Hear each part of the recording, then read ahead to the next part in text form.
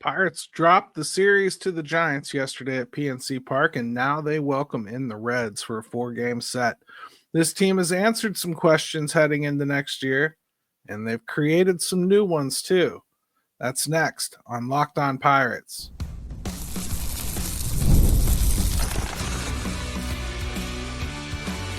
You are Locked On Pirates, your daily Pittsburgh Pirates podcast, part of the Locked On Podcast Network, your team every day. Welcome to Locked On Pirates. I'm Gary Morgan. Of course, we're going to talk about the Reds series that starts tonight, but we're going to start by talking about questions this team has answered for 2026, as well as new questions they've handed us to ponder. We're going to start with Spencer Horwitz. He is the first baseman in 2026. He will be, and he should be, the Pirates starting first baseman in 2026. I know. Let's get it out of the way. Some of you didn't like this trade when it was made. Others have come around after finding out there's a very high likelihood that the feature in the deal, Luis Ortiz, has been in some way gambling on the game. It's because this is exactly what they brought him here to be. He was a risk. A shot at a guy who could develop power. Already had some pretty good bat to ball data and was known he could play the position pretty well. It was known he had the wrist issue that would potentially need to be dealt with at some point. So he started the year on the IL, and with a wrist that healed, he spent very little time in MILB on rehab before returning to MLB and his brand new team. He wasn't at full strength. He probably, in truth, isn't even as we sit here today. This is what it looks like when a team tries to acquire controllable help. It looks like this. It looks like what Bailey Falter did too. Plenty of calls for his outright release before last year's spring training, or at least starting him in the pen, only to see him step up, use the skills that were identified yet unrealized, and turn himself into something we're actually kind of pissed that they gave away for nothing. These types of players aren't going to show up here looking like difference makers, but given time and opportunity, they just might show you that they were at least worthy of a try. I can't tell you Spencer will ever hit 25 home runs in a season, but I can tell you he's a player. That's a ball player, a guy that this team can grow with, an answer to a question. At least heading into 2026, for the first time in I can hardly remember how long, the Pittsburgh Pirates are going to be able to go in the next season saying, we have a first baseman. His name is Spencer Horwitz. I don't have to go out and search the free agent boards. I don't have to find somebody that has a couple years left that we can maybe dream of trading for. I don't have to do any of that. And that doesn't mean that Spencer Horwitz has to be perfect. I think he very well may end up being a platoon player. He may be a guy that against lefties, you want to sit him and start someone else. I would just say, honestly, when the split goes in that direction, guys are primarily a left-handed hitter, you simply don't have to worry about it as often. You really don't. A platoon in that direction is just not the end of the world. You're going to play the majority of games. I think they found their answer here, at least the one I would like to see them start with in 2026. I think there's more in there. I really do.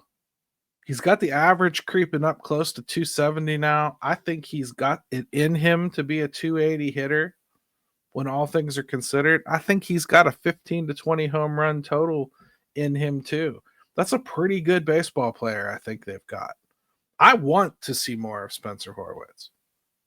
I also want to mention Nick Gonzalez here. Nick Gonzalez is a guy that I think it was at least questionable as to whether he was going to make it as the starting second baseman. Even right now, some people are wanting to throw him around the diamond. Some people are wanting to toss him over at third base or even shortstop, I've heard. But Nick Gonzalez is a solid bat. Here's another guy that's hitting almost 270. He's shown a little bit of pop. I think there's more pop in there. I do. Right now, I think what you see with Nick Gonzalez is gap and warning track power. And I think that's going to develop into actual power as the season plays out. So he's an answer. We went into this season not knowing what we were going to do with second base and third base or first base. Now I can honestly say I think we've answered first base and second base, at least to the point where I would like to move the ball forward with them.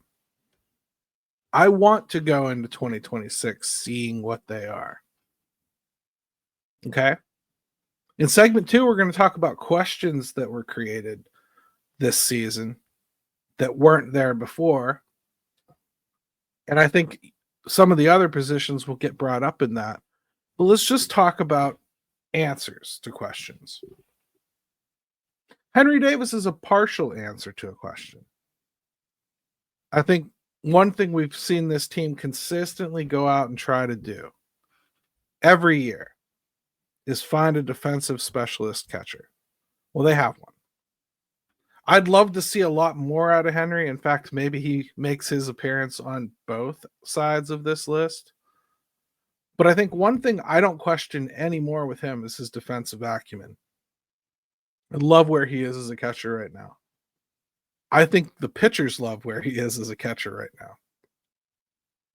The offense definitely has to come forward, but we do not need to question his defense anymore. So that's one answer to a question. How about the rotation? Paul Skeens was not just a rookie sensation that's going to fizzle away. I don't know if many people had that as a question, but I'll consider it solved one way or another, whether you had it as an open mystery or not. Mitch Keller, I think, has shown that he has the ability to be that 2 or 3 guy in this rotation that you really need. A good guy that you can lean on to eat innings and give you productive, good innings too, not just filler.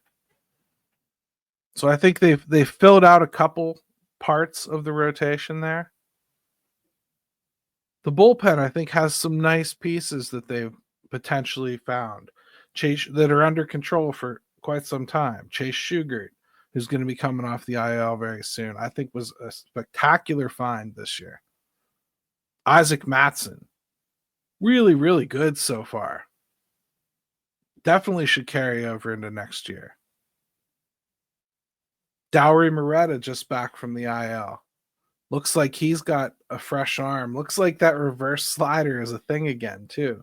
It was something that I think a lot of us were a little worried about when he had the Tommy John, because that's got to be stressful on the elbow. And part of me was wondering, are they going to let him throw it anymore? Is he going to be afraid to throw it anymore?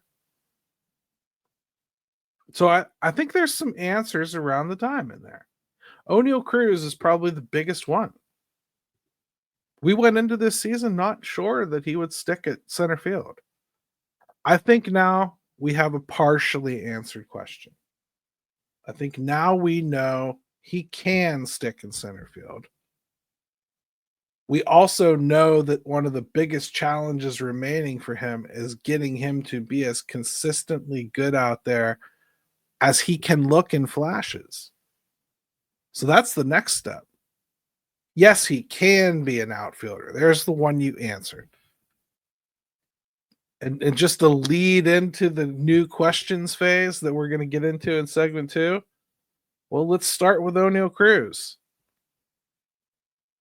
Now that we know he can do it, is he gonna? Because it really seems to be up to him. He's got the physical capabilities. It's really going to be about how much work he wants to put into it. When we come back, let's hit the new questions that the Pittsburgh Pirates have brought upon themselves this year that we now need to answer. This episode is brought to you by PrizePicks, the daily fantasy platform that lets you turn your football predictions into real rewards. Preseason is already heating up, and college football isn't far behind. It's the perfect time to lock in your season-long more or less picks for the 2025 football season, all before week 1 kicks off. Whether you've got your eye on big-name quarterbacks or breakout running backs, PrizePicks makes it easy to get in the game. The flex pay option is a total game changer. Even when one of your picks misses, you still double your money. Download the PrizePicks app today and use code LOCKEDONMLB to get $50 in lineups after you play your first $5 lineup. That's code LOCKEDONMLB to get $50 in lineups after your first $5 play. PrizePicks, run your game.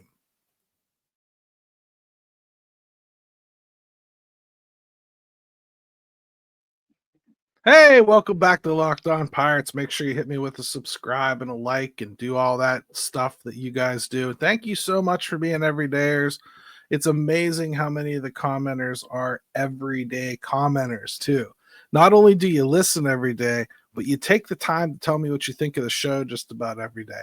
And I may not agree with you all the time. In fact, sometimes I may just not reply out of politeness because it's either an idea that I just can't get behind and there's no polite way to tell you, or I just don't think it's something that I can answer in that kind of a format.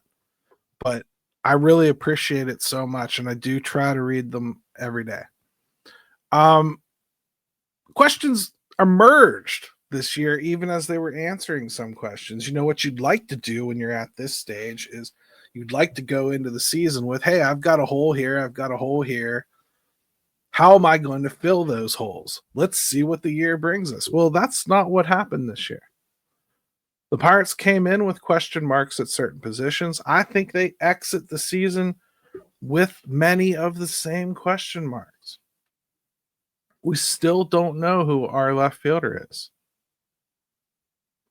In fact, if anything, I think a new question that's emerged really is, how much longer can you hang with Brian Reynolds playing outfield? The metrics now for 3 straight seasons are telling you this maybe isn't a great idea. You know, he doesn't get to as many balls as he could. The arm leaves a lot to be desired. I mean, how many times can you see like 3 or 4 hoppers to home from mid-range right field? I think you need better than that. I think you have better than that. You can't sit the bat. Okay. And if Kutch is coming back, DH isn't an option. And frankly, if DH was going to be an option, you may be inclined to go with O'Neal Cruz, who leads the league in errors in center field, which is a ridiculous stat. So, questions really? How about the whole outfield? I mean, they can't all DH, and we never filled the one for sure empty spot to begin with. A lot of questions in the outfield. I think certain things got less murky, but I think certain things kind of stayed right where they are, if not fell more into the shadows. Something that was answered in some way, who was going to be the third baseman? Well, it was going to be Brian Hayes. He was signed for like a long time. But we did go into this season with a question of, can we exist as an offense if that is the offense we're getting from third base? I think management decided at the very least that answer should be no. Okay. They answered it. They traded Brian Hayes, but now we have a question. Who plays third base? Who plays third base in 2026? Is it going to be one of the kids?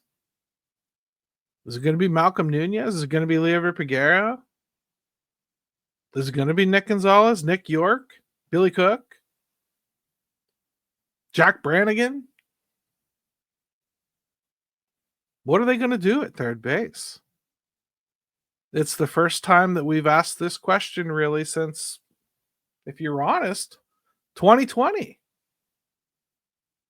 We haven't even had to think about third base, really, except for like the offense we weren't getting. But that's a brand new question. And shortstop never got answered this year either. That was the biggest fear with having IKF start there all year, is that there wasn't going to be an answer that was going to emerge. If you're going to put a veteran there, well, you're not going to see anybody else do it.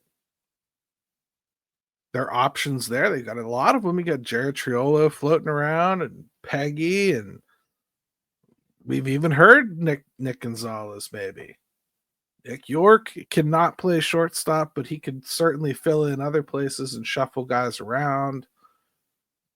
I suppose you have to hold out some hope that Xiangxie Sheng does something better next year. This was the first year he was protected on the 40-man. The bat, it looks like he's swinging wet newspapers. I don't know what to tell you. The power that started to show up in Altoona is just not there right now. He looks like he's hitting with a Q-tip. So I don't know what to tell you about that. Connor Griffin might even be here at some point in 2026. I think it's a lot to ask that he's here right out of spring, but that might be your answer for shortstop if you want to be real honest about it, especially like if this team really wants to take a step. They might not have a better access to star quality than to go ahead and bite the bullet and get Connor Griffin up here as quick as they can. But that's wishful thinking. Shortstop is a big question. It went into this season being a question, even if they had a guy to play it. I think it's a bigger question now because they don't have anybody defined to play it. We should get a decent audition here from Liover Peguero. We really should get a decent audition of Cam Devaney at some point here. I'm kind of surprised we haven't already. Except for that he has to be down for the requisite 10 days after the acquisition, but I think we're done with that. Well, that should be one that gets up here pretty quick because you need to start answering that question. That kid's going to be 30 next year. You don't want him showing up as a 30-year-old to spring training, like holding his hand out, like, can I please have a spot? Can I try? Otherwise, again, what did you go get him for? They do this so often. Closer. Boy, I'm not liking the early audition from Dennis Santana. That said, didn't Dennis Santana look a lot better earlier on in the year when they decided to send David Bednar down? In fact, he even held on to the spot after David came back for a few games. So it didn't seem to be too much pressure for him back then. Maybe this is just a blip. You know what I mean? Maybe that's not a question. Maybe Dennis Santana really is the closer. We should stop worrying about what we're seeing very recently here while he's putting up like a 22 ERA in 2 or 3 games, right? That's probably not fair. He's been better than that. Or maybe one of these other kids is. Like maybe, and I know you probably don't want to hear his name, but again, I have to tell you, if you're going to develop internally, you got to stop seeing a guy struggle and immediately cast them off into the sun like that you have no use for. You're going to see guys try 3, 4, 5, 6 times even sometimes to make it in this league. And when they have big stuff, you better be extra patient. So when I say a name like Colin Holderman, don't you dare look at me the way you're looking at me. I can feel it through the screen. Don't look at me like that. That guy's got sick stuff. And honestly, if you're done already, if you're done with Colin Holderman, there's nothing there. You don't want to see him. All I can say is don't cry to me about Clay Holmes anymore then. It's the same exact thing. Big stuff. Didn't know what to do with it. They can figure this guy out. He was really good his first year. Kyle Nicholas is another guy. Big stuff. If he can get his control under control, he's got the kind of arm that can go back there. Braxton Ashcraft is a guy that if he doesn't make it as a starter, man, does he profile as a closer. He's got the attitude, the look. He just screams back end bullpen guy, doesn't he? Either that or intimidating starter. But closer's a big question. And it's not fair to say bullpen's a question because bullpen's a question every year. Backup catcher's a question. I don't see how you go into next year counting on Endy to do anything. We can hope. We should hope. But I don't know how you go into it counting on it. And I don't know, like with his arm history here, whether I think he can catch anymore. Maybe I don't want him to. Maybe you should try to use Endy as that corner outfielder that you need. He's done that before. Maybe that's an option for him. But Endy's a guy that I don't even know if he'll make this team. Catcher's funny. Yeah, they just picked one up for David Bednar. I got a lot of questions as to whether that guy sticks at catcher. So do a lot of scouts. So I don't think I'm just making this up. That said, I can't even imagine that he's worse defensively than Joey Bart. So if he hits, I'll find my way to not caring real quick. But man, the questions, they didn't necessarily subtract. I feel like we're entering 2026 with the same amount of questions we entered 2025 with. And all I can really say is that if you're not answering questions, all you're doing is playing whack-a-mole. Creating a problem over here to fix a problem over here. And worse than that, when you're not going to spend money, you're not just directly fixing a hole over here, you're hopefully fixing a hole over here while you create one for sure where you took from. Ton of questions every year. It's the way I love to look at this stuff because that's the way I would be approaching it.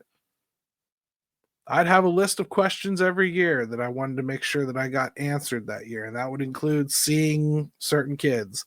That would include seeing certain positions get filled, at least understanding my options internally for them, seeing the rotation take shape, seeing the bullpen take shape.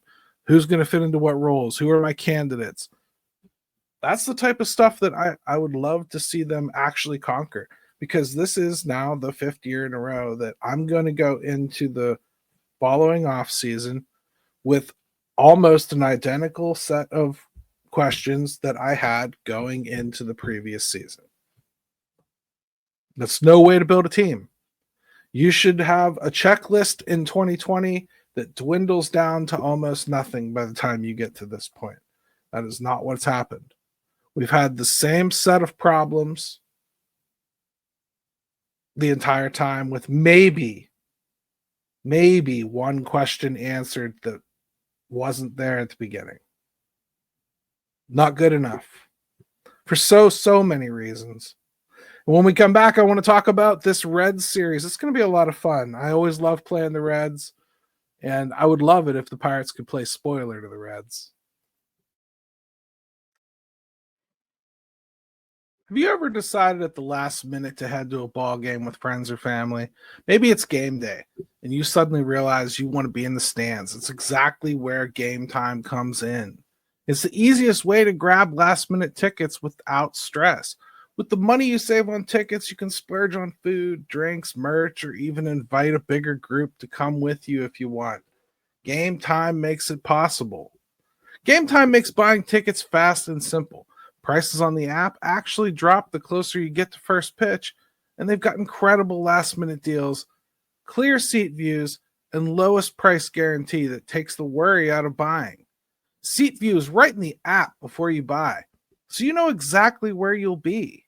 Take the guesswork out of buying tickets with Gametime. Download the Gametime app, create an account, and use code LOCKEDONMLB for $20 off your first purchase. Terms apply. Again, create an account and redeem code LOCKEDONMLB for $20 off. Download the Gametime app today. Last minute tickets, lowest price, guaranteed.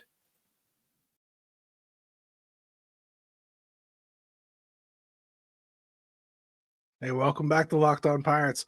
The Reds were buyers at the deadline this season. When they went out and got Ke'Bryan Hayes from the Pirates and Zach Lytle from the Rays, both of whom Bucks are going to see in this 4-game set. Cincinnati enters the weekend just 3 games back in the wild card race and with a number of tough opponents on the horizons like the Phillies, Brewers, and Dodgers. So they will be looking to beat up on a struggling opponent, your Pittsburgh Pirates. The problem is their offense has struggled with an MLB worst team WRC plus of 41 so far in August. Now it's August 7th. So let's not panic or cry for the Reds, but Pirates bullpen has really been struggling as they had to cover the second most innings in MLB this month with 28.2.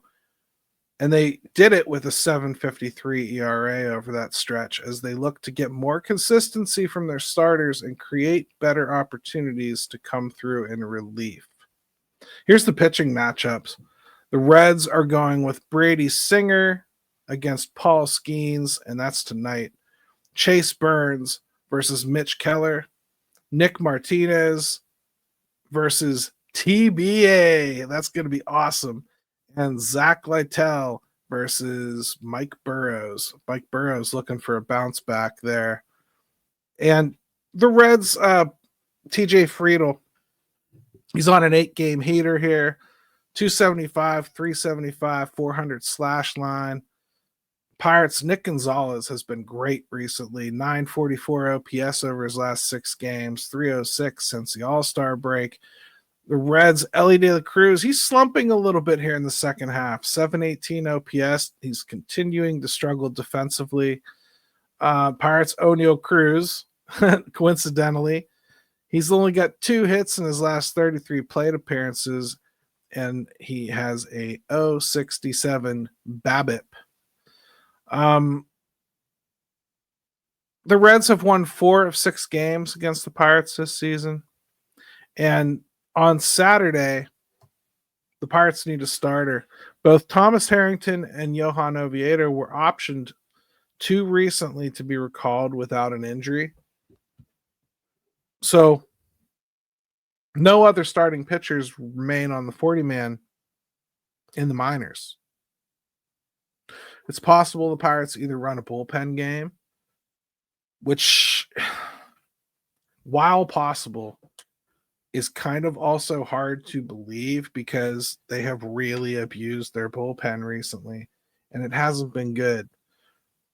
I don't think that you can go with a spot start of somebody like Braxton Ashcraft at this point, if only because Braxton has really only been going like 2 or 3 innings every few days. I don't think you can ask him to do much more than that. And Carmen Mlodzinski has a little too far removed from being stretched out as a starter too. However, you could potentially ask him to give you 3 and then ask Ashcraft to give you 3.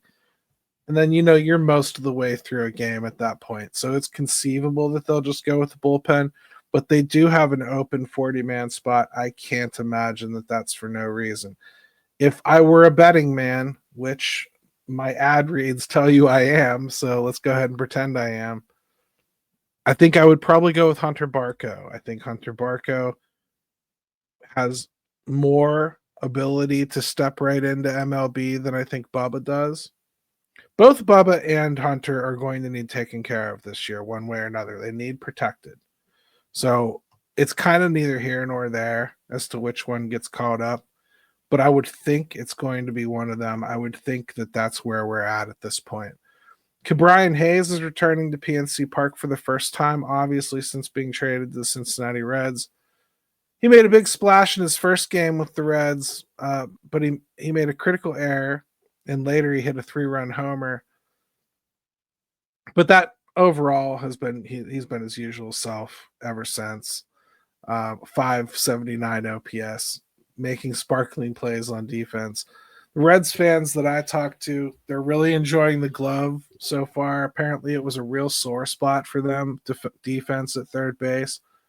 I don't think they've had him long enough to feel the offense yet. And you know this from just being a fan of your own team. When somebody comes on the scene and does something real big right away, they get more grace from you, right? Like somebody hits a home run in their first game or a home run in their first couple games and a few doubles. They look like they're going to be something pretty quickly. You tend to kind of back off and be a little bit more open-minded about their struggles. I'm not sure that 1 3-run homer is enough for Ke'Bryan Hayes, but I can say that other teams' fan bases probably don't have the same picture of Ke'Bryan Hayes that we do. Sure, they see those numbers and everything, but I think it's safe to say when you don't watch him every single day, A, you probably underestimate how great the defense is. And B, you probably underestimate how damn bad the offense is until it's yours. And then you start to realize, oh. And I think the Reds will probably get there. So part of me in this series, I'm just looking forward to this crop of pitchers taking advantage of the Reds who are struggling offensively right now. Let's turn these 4 games into pitchers' duels. And I think the Pirates have a good chance of playing spoiler here for the Cincinnati Reds, which I wouldn't mind. I always love keeping people that I don't like out of the playoffs, and I don't like the Reds. So let's do it. That's all I got for you today. More on Locked On Pirates tomorrow morning. We'll see how that first game goes. Thanks, everybody.